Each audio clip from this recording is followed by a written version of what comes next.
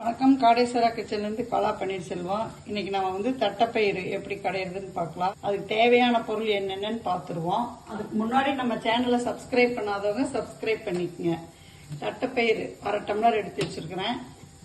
சின்ன வெங்காயம் ஒரு 10 வெங்காயத்தை சின்னதாக கட் பண்ணி வச்சிருக்கிறேன்.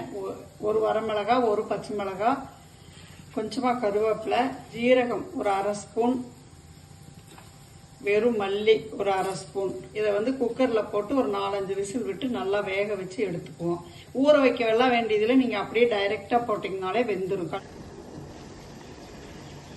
வெங்காயம் நல்லா வதங்கிடுச்சு. இப்போ நம்ம அந்த வேக வச்சா தட்டைப்பயிரை இதில் போட்டுடலாம்.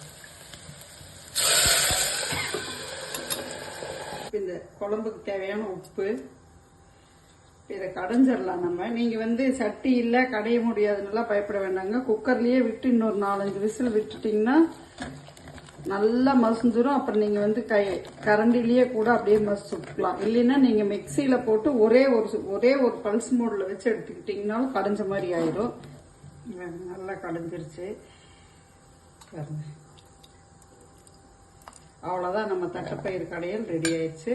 இது வந்து கம்பு சாதம், களி, நம்ம அரிசி சாதம் எல்லாத்துக்கும் சூப்பரா இருக்கும்.